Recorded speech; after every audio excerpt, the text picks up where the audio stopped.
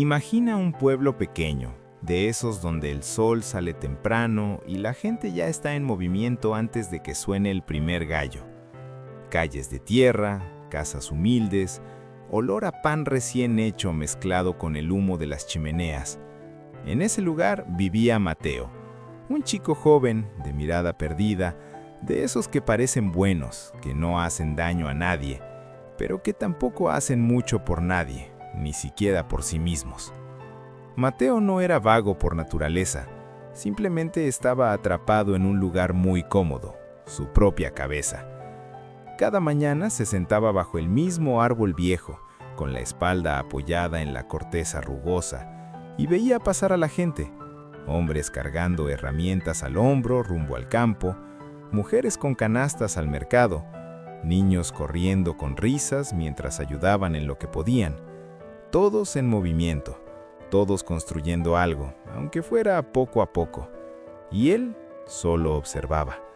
Su mente volaba lejos, muy lejos. Soñaba con una vida distinta, una vida donde el dinero llegara fácil, donde el esfuerzo durara poco y las recompensas fueran enormes. Algún día todo va a cambiar, se repetía una y otra vez. Ese algún día se había convertido en su mejor amigo. Le daba esperanza sin pedirle nada a cambio. Era cómodo, muy cómodo. Vivía todavía con su padre, don Rafael, un hombre callado, de manos curtidas por años de trabajo honesto, espalda encorvada por el peso de la vida, pero con una dignidad que no necesitaba palabras altas para imponerse. Don Rafael nunca gritaba, nunca reprochaba con dureza, solo hacía, día tras día, sin promesas grandes, sin cuentos fantásticos, solo pasos firmes sobre la tierra. Una mañana llegó una noticia que sacudió el pueblo entero. Un comerciante generoso, agradecido por una cosecha abundante, decidió regalar leche fresca a las familias más humildes. Leche recién ordeñada, cremosa, blanca como la nieve. Algo raro, algo valioso. Cuando Mateo lo oyó, se levantó del árbol como impulsado por un resorte. Corrió a la fila. Esperó su turno con el corazón latiendo fuerte. Por fin le entregaron una vasija grande, llena hasta el borde. La sostuvo con las dos manos, como si fuera un tesoro. Caminó de regreso a casa despacio, sintiendo el peso, el frío del barro contra la cerámica. Por primera vez en mucho tiempo sentía que la suerte lo había mirado a los ojos. Llegó a casa, don Rafael ya había salido al campo. Solo estaba él. Calentó un poco de esa leche, la tomó con pan duro del día anterior y guardó el resto con cuidado junto a su cama.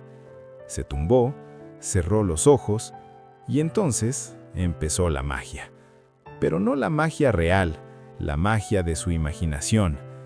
Si dejo reposar esta leche, se va a cuajar un poco. Podría convertirla en queso, vender ese queso mañana en el mercado. Con ese dinero compro una gallina, una buena ponedora. Esa gallina pone huevos, los huevos se convierten en pollitos, los vendo o los crío. Luego vendo más huevos, más pollos. Con el tiempo compro una vaca, luego dos. La gente empieza a comprarme leche, queso, carne. Ya no trabajo para otros, otros trabajan para mí. Construyo una casa grande. Me caso con una buena mujer, tenemos hijos, vivimos sin preocupaciones, el dinero sobra. La gente me respeta, me admira. Hasta les enseño cómo se hace, empezar desde cero y llegar lejos. Su respiración se aceleraba, sonreía solo en la cama, movía las manos en el aire como si ya estuviera contando monedas. Se veía en el centro del pueblo hablando con autoridad. Miren, así se triunfa. Yo lo hice, ustedes también pueden. Estaba tan metido en su película perfecta que no se dio cuenta de un detalle pequeño pero mortal. Todo seguía siendo solo en su cabeza. De repente, en medio de un gesto entusiasta, su codo golpeó la vasija. Un golpe seco, inocente, pero suficiente. La vasija se inclinó, cayó y la leche se derramó toda. Un charco blanco se extendió lento por el suelo de tierra, absorbiéndose, desapareciendo. Silencio absoluto. Mateo se incorporó de golpe, miró el desastre, la vasija vacía, el charco cada vez más pequeño. Todo su imperio imaginario se deshizo en segundos. No gritó, no lloró, solo sintió un vacío raro en el pecho. No era solo leche perdida, era algo más profundo que se rompía. Al rato se levantó, limpió el suelo en silencio, barrió lo que pudo, salió de casa como si nada hubiera pasado.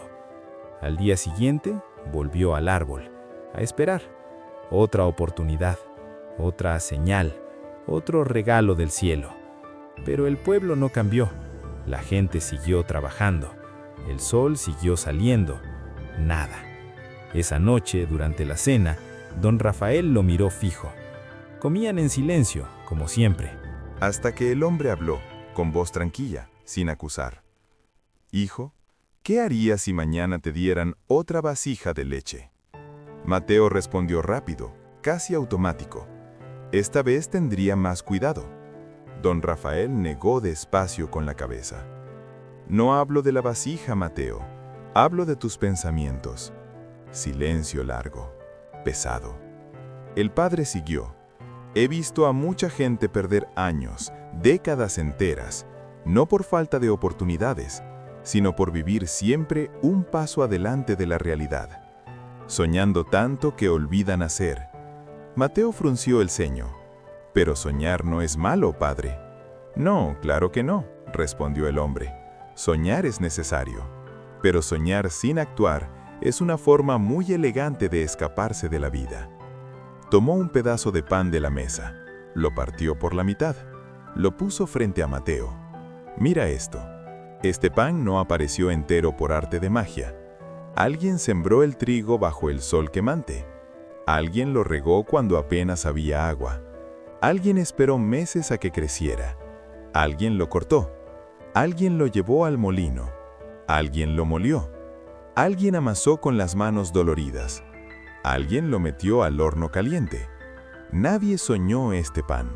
Alguien lo hizo, paso a paso, con sudor, con paciencia». Hizo una pausa. Miró a su hijo directo a los ojos. «Tus sueños son como esa vasija de leche. Mientras la sostienes con manos firmes, puede alimentar tu vida entera. Pero si solo la miras, si solo imaginas banquetes gigantes, basta un movimiento en falso para que se derrame todo, y lo pierdes. No porque la vida sea cruel, sino porque estabas demasiado ocupado en la fantasía como para cuidarla de verdad». Guardó silencio unos segundos, y entonces soltó la frase que cambiaría todo. «Los sueños que no se trabajan se pudren igual que la leche olvidada». Esa noche Mateo no durmió. No fue por el ruido de los perros o el viento, fue por el ruido dentro de su cabeza. Por primera vez, no construyó castillos en el aire. Recordó las mañanas perdidas bajo el árbol, los días enteros esperando que la vida le trajera algo sin mover un dedo, los años que se le escapaban mientras él imaginaba. Al amanecer hizo algo diferente, nada heroico, nada de película, algo simple. Se levantó antes que el sol, se puso la camisa vieja y acompañó a don Rafael al campo. Las primeras horas fueron duras, la espalda le ardía, las manos se le ampollaban con la azada. La mente le gritaba: «Vuelve al árbol, es más fácil, ahí no duele». Pero esta vez no huyó, siguió, cavó, sudó, cayó, y mientras removía la tierra seca, entendió algo que nunca había sentido antes. Soñar cansa menos que hacer, pero hacer deja algo en las manos, algo real. Los días siguientes repitió el gesto. El árbol seguía allí, tentador, pero él pasaba de largo.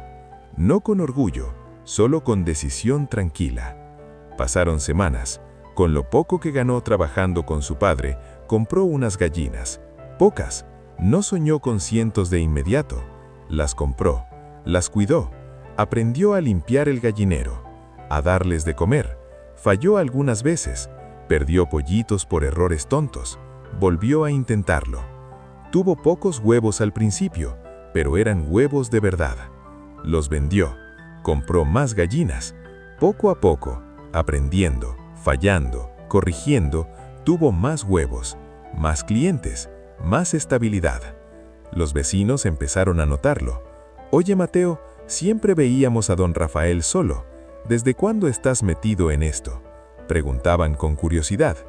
Él respondía sencillo, sin discursos: «Desde que dejé de imaginarlo todo y empecé a hacerlo».